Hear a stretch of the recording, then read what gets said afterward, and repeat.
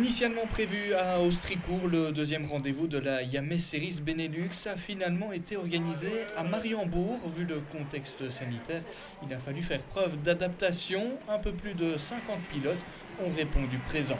Parmi eux, Clément Outran, il s'est montré le plus rapide des qualifications.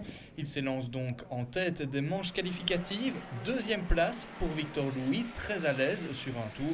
Il devance le champion Mini 2020, Thibaut Ramakers, déjà très en vue malgré sa plus petite expérience. Quatrième place pour Ilyes Pruvot devant Nathanaël Denant, Julien Kamen et le premier vainqueur de la saison, Kimi Abraham, septième.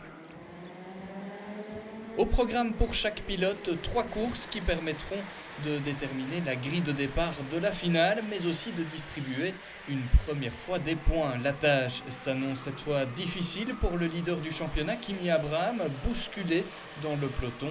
L'I3 doit se contenter d'une 13e place au classement intermédiaire.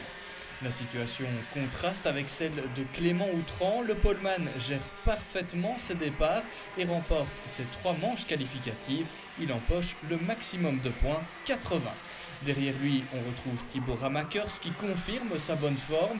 Il est de loin le meilleur rookie et devance Nathanaël Denant, Julien Kamen et Victor Louis complète le top 5. C'est donc dans cet ordre qu'on les retrouve sur la grille de départ de la finale. Clément Outran en tête, avec à ses côtés Thibaut Ramakers. Nathanaël Denant et Julien Kamen les suivent sur la deuxième ligne. Tout ce beau monde nous donne rendez-vous au premier virage. Le rythme est donné par le poleman. Une fois les feux éteints, les pilotes peuvent quitter leur couloir. Premier virage, sans encombre. À la fin du premier tour, Clément Outran est sous pression de Nathanaël Denant et Julien Kamen qui a bondi depuis la 4e place. Il cède le leadership avant de répliquer. La bagarre est superbe. C'est aussi le cas pour la 3e place avec Thibaut Ramakers qui prend le meilleur sur Ilyes Pruvot. Mieux, le dernier champion mini en date remonte à la 2e position, les yeux rivés sur le leader Clément Outran. Derrière, Kimi Abraham veut absolument faire oublier ses manches qualificatives. Il remonte de la 13e à la 6e place, mais ses efforts vont être anéantis par une pénalité, 5 secondes par choc avant d'éclipser, tout comme Aaron Farazzano qui a franchi la ligne d'arrivée 5e. C'est finalement Paul Alberto qui prend la 6e place, derrière Yuri Bonte.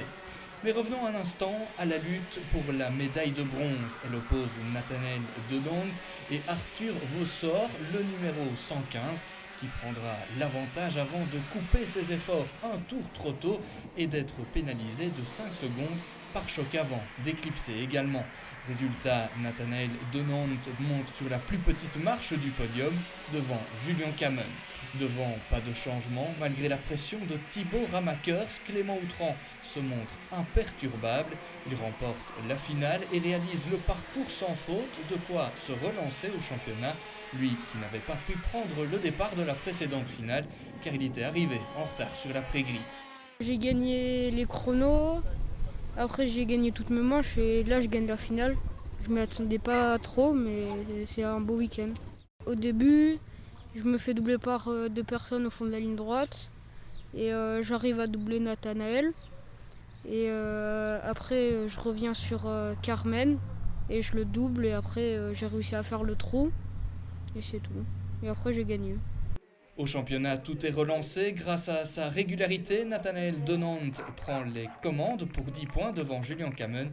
Kimi Abraham rétrograde à la 3e place, mais tout reste jouable à 3 meetings de la fin. La lutte ne fait que commencer. Prochain rendez-vous à Francorchamps, le dernier week-end de juin.